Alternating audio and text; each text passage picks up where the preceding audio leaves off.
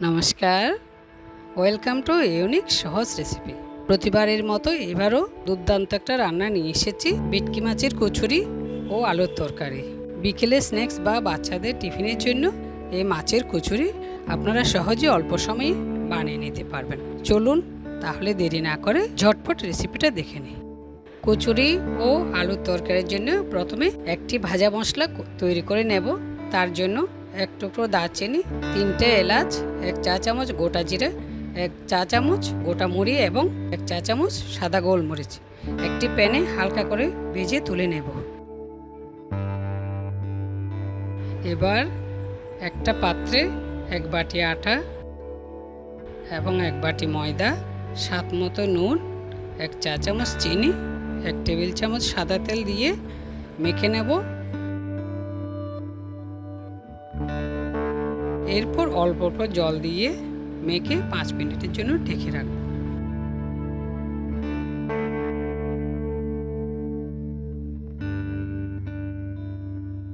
এবার মাছের পুরের জন্য একটি প্যানে তেল দিয়ে আগে থেকে ব্লেন্ড করা কাঁচা লঙ্কা, রসুন ও পেঁয়াজ বাটা 2 চা চামচ, আদা বাটা 2 চা চামচ, হলুদ, জিরে, ধনে ও লাল লঙ্কার গুঁড়ো 1 চা চামচ করে দিয়ে ভালো করে কষিয়ে নেব।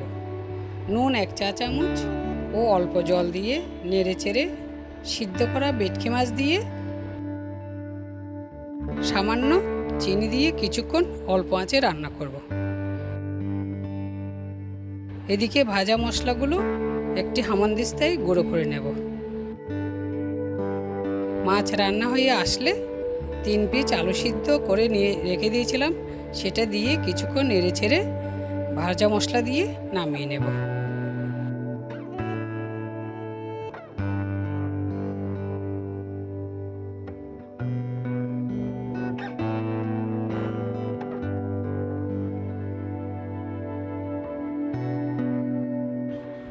পাঁচ মিনিট হয়ে গেছে, ডোটা এতক্ষণে রেডি হয়ে গেছে। এবার কচুরিটা বানিয়ে নেব। হাতের তালুতে গোল গোল করে বল বানিয়ে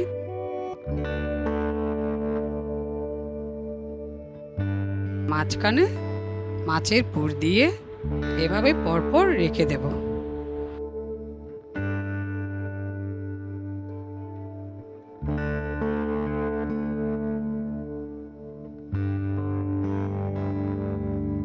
তারপর আটা দিয়ে এক এক করে বেলে নিয়ে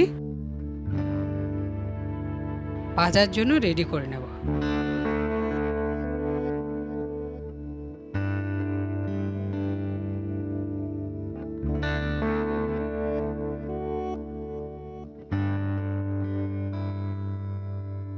কড়াইতে তেল গরম হয়ে আসলে কচুরিগুলো মুচমুচো করে ও ফুলকো করে ভেজে নেব।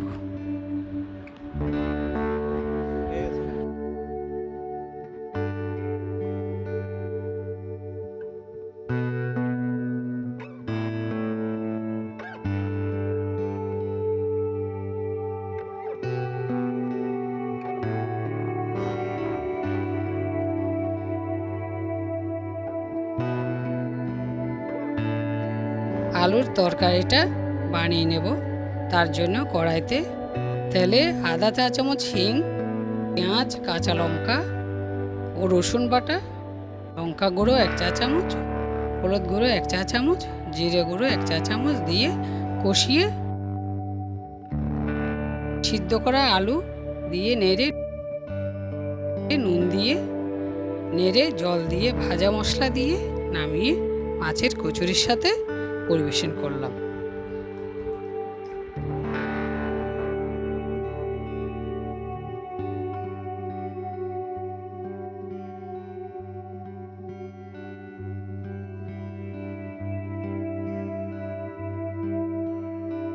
আশা করি ভিডিওটা আপনাদের পছন্দ হয়েছে।